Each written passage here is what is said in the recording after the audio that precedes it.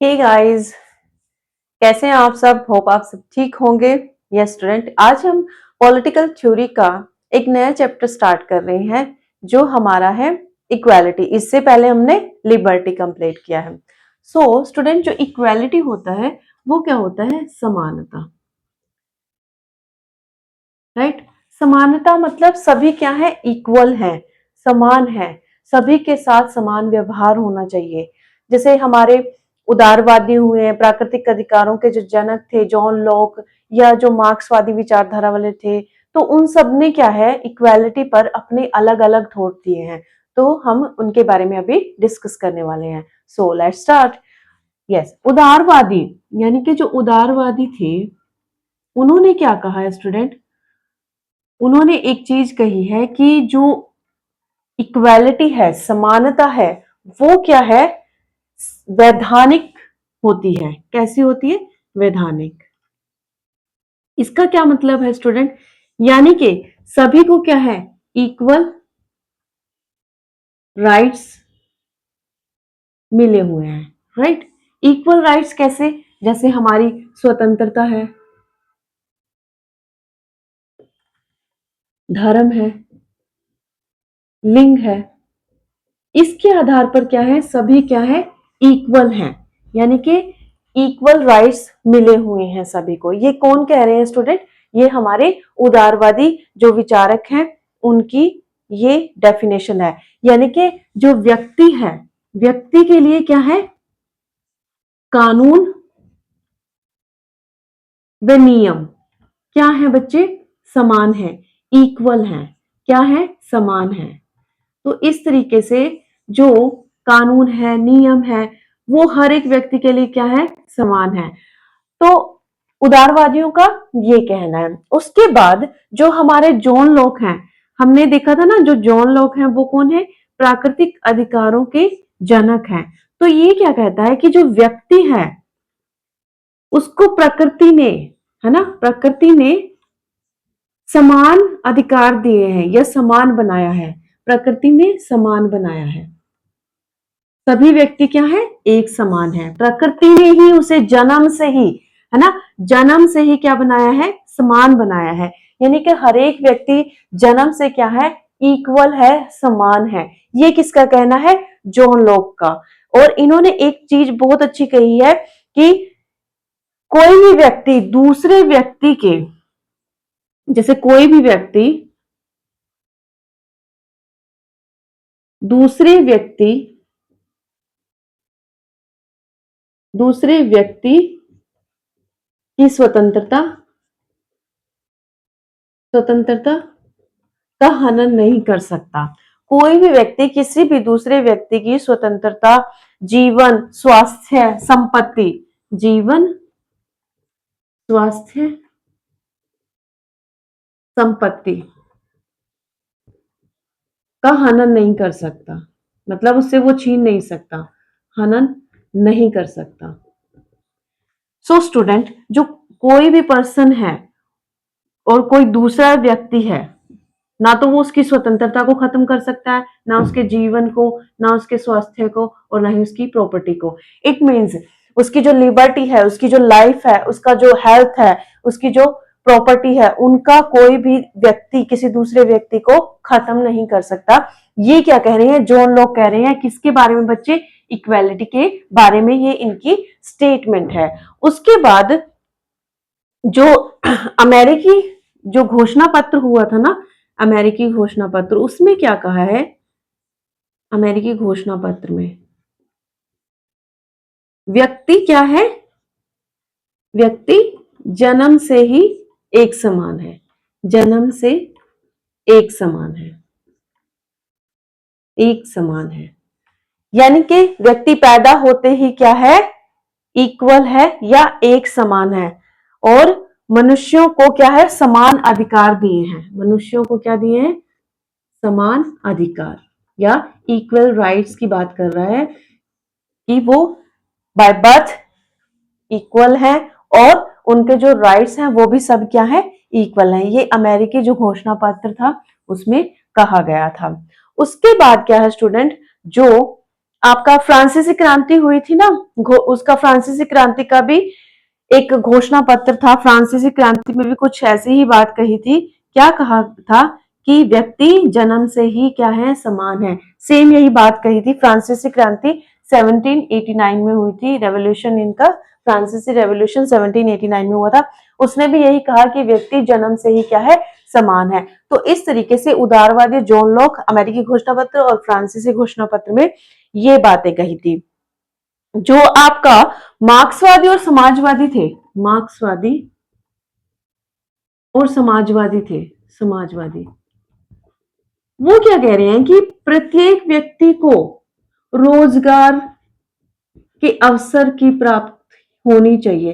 प्रत्येक व्यक्ति को क्या मिलना चाहिए, जॉब मिलनी चाहिए, है ना।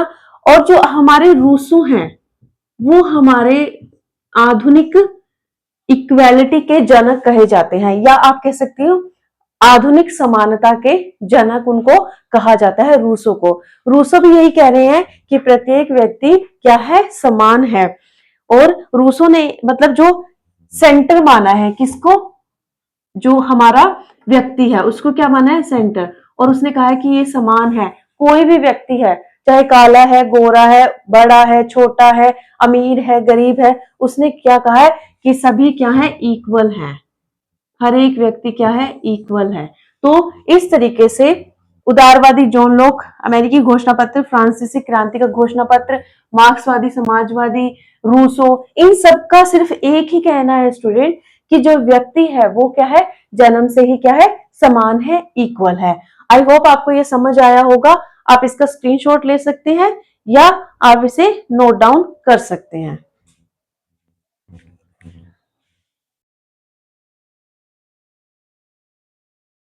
ये स्टूडेंट, जो समानता है उसके कुछ आयाम है। तो सबसे पहला आयाम है औपचारिक समानता। औपचारिक समानता के समर्थक कौन है बच्चे, हॉब्स, लॉक, रूसो। तो ये क्या कह रहे हैं कि जो औपचारिक समानता है उसका समर्थन करते हैं, राइट। सबसे पहले जो औपचारिक समानता है वो क्या है, नैतिक समानता। स्टूडेंट, नैतिक समानता क्या होती है, ये एक, अगर आप देखें, ये औपचारिक समानता का एक रूप है। नैतिक समानता आदर्शवादी समानता होती है। आदर्शवादी यानी कि जो आदर्शवादी लोग हैं ना, वो क्या कहते हैं कि नैतिक समानता होनी चाहिए। व्यक्तियों को क्या है, नैतिक आधार पर समान माना जाना चाहिए। और इसके समर्थक है हॉब्स, लॉक और रूसो। उसके बाद स्टूडेंट, सभी व्यक्तियों के साथ समानता का व्यवहार होना चाहिए। मतलब सभी व्यक्तियों को समान माना चाहिए, माना जाना चाहिए। सभी व्यक्ति क्या है, समान है। सभी व्यक्ति क्या है स्टूडेंट, समान है। ये कौन कह रहे हैं, ये कह रहे हैं हमारे हॉब्स, लॉक और रूसो। यानी कि नैतिक आधार पर, है ना, मोरालिटी के अकॉर्डिंग इक्वालिटी क्या है, मतलब आइडियलिज्म को ये मानते हैं और सभी पर्सन्स क्या है, इक्वल हैं। ये तो ये नैतिक समानता कहलाते हैं। और जो आपने देखा था ना, लोग हैं जो, वो प्राकृतिक अधिकारों के क्या है, प्राकृतिक अधिकारों को समर्थन देते हैं, या कह सकते हैं प्राकृतिक अधिकारों के जनक हैं। तो ये क्या कहते हैं स्टूडेंट कि प्रकृति ने जब व्यक्ति को एक बनाया है तो हम क्यों उसे अलग करें। ठीक, तो इस तरीके से नैतिक समानता है। उसके बाद है वैधानिक समानता। मतलब कानून के आधार पर भी व्यक्ति क्या है, समान है। कानून के आधार पर क्या है, व्यक्ति समान है। व्यक्ति क्या है, समान, इक्वल है अकॉर्डिंग टू लॉ। तो जब लॉ ने व्यक्ति को इक्वल माना है, तो आप क्यों उसे कह रहे हो कि वो इक्वल नहीं है, राइट। तो इस तरीके से जो वैधानिक समानता है वो क्या कह रहे हैं कि कानून के अनुसार सभी समान है। इसमें लॉक, बेंथम और जो हमारे ऑस्टिन रहे हैं, वो क्या कह रहे हैं, वैधानिक आधार पर क्या है, व्यक्ति समान है। और नैतिक आधार पर व्यक्ति को समान कौन मान रहे हैं, हमारे हॉब्स, जॉन लॉक और रूसो। तो इस तरीके से आपसे क्वेश्चन भी पूछा जा सकता है कि नैतिक समानता के आधार पर कौन इसका समर्थन कर रहे हैं, वैधानिक समानता के आधार पर कौन इनका समर्थन कर रहे हैं। तो ये कई बार पूछ लिए जाते हैं स्टूडेंट, जो हमारे राजनीतिक विचारक हैं, इनको थोड़ा अच्छे से देख लीजिए। सामाजिक, देखो समाज में हम रह रहे हैं ना, तो समाज में सभी क्या है, समान है ना। तो सभी व्यक्तियों को यहाँ पर क्या माना है कि प्रत्येक व्यक्ति क्या है, समाज के आधार पर क्या है, समानता है, समान है। यानी कि जैसे आप कह सकते हो जन्म, धर्म, लिंग, अल्पसंख्यक, ये सब क्या है बच्चे, समान है। तो इस तरीके से समाज में सभी लोग क्या है, समान है। उनका जन्म कहाँ हुआ है ये नहीं देखा जाएगा, मतलब सभी लोगों को क्या है, जन्म, धर्म, लिंग, अल्पसंख्यकों के आधार पर सभी को क्या माना है, समान माना है।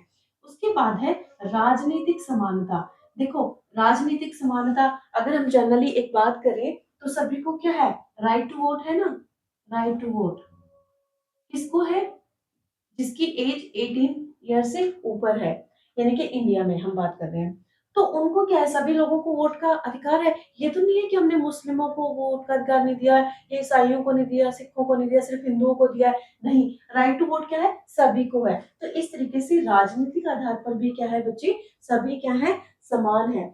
और राजनीति में क्या है, सभी व्यक्तियों को क्या है, भागीदारी है ना, वो राजनीति में क्या है, भाग ले सकते हैं, वो राजनीतिक कार्यों में भाग ले सकते हैं।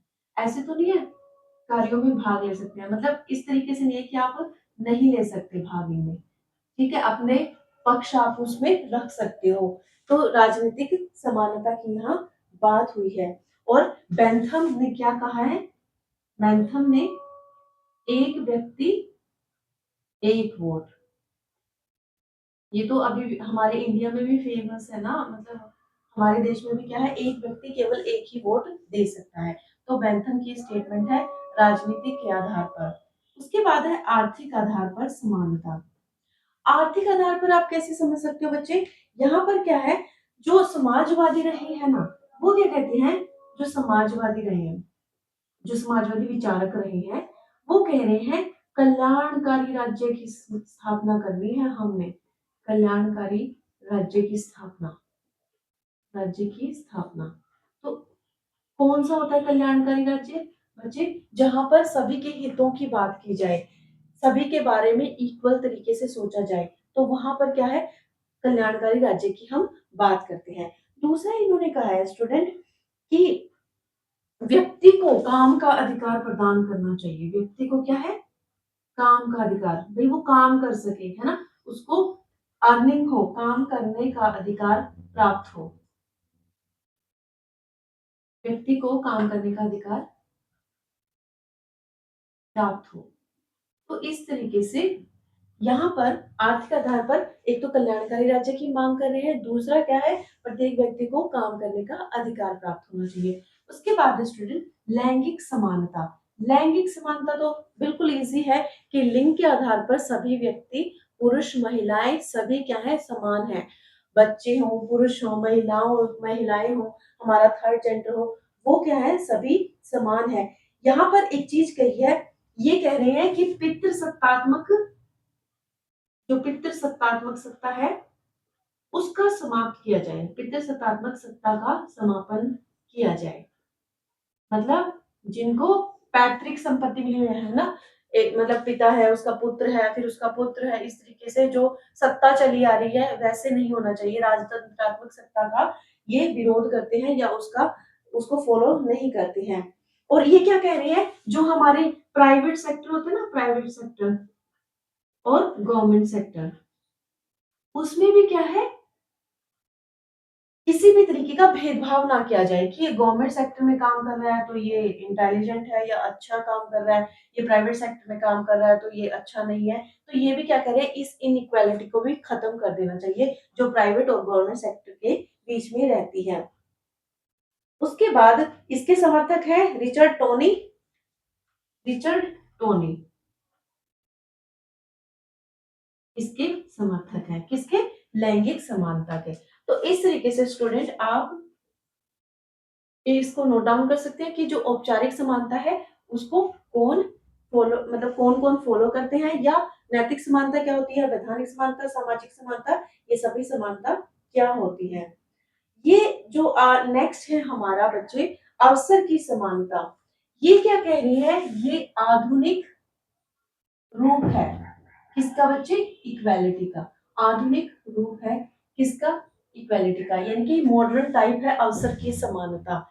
यानी कि समान व्यक्तियों के लिए समान कार्य करने का अवसर प्राप्त होना चाहिए। ये नहीं है कि कार्यों की असमानता हो। यहाँ पर बहुत अच्छी बात इन्होंने की है, समानों के साथ समान व्यवहार, असमानों के साथ असमान व्यवहार।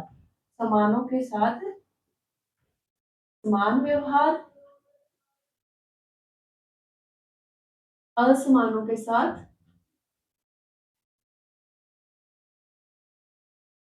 असमान व्यवहार।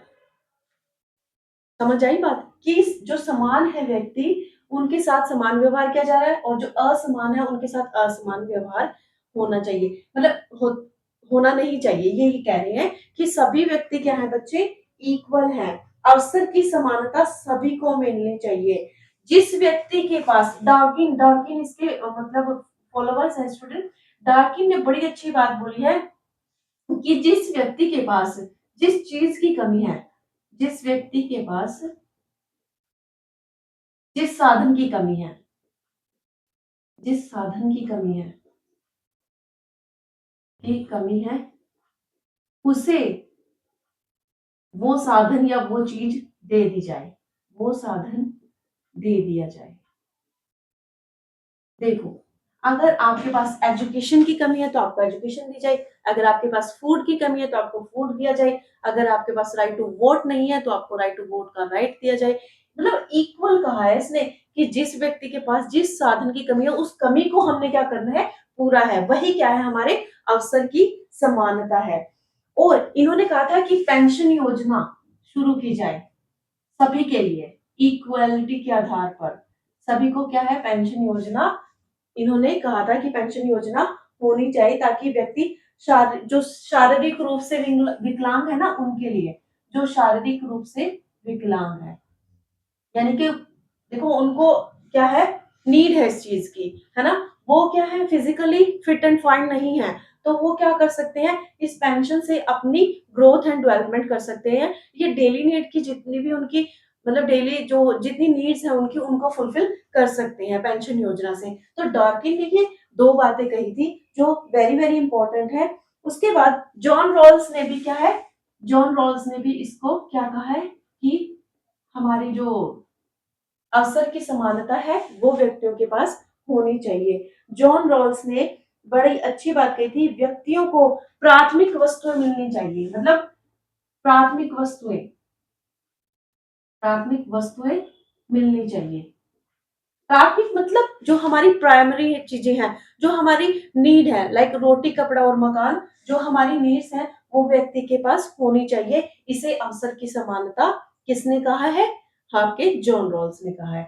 उसके बाद है स्टूडेंट परिणामों की समानता। परिणामों की समानता का क्या मतलब है, यहाँ पर जो मार्क्सवादी विचारक थे उन्होंने इस चीज को फॉलो किया है।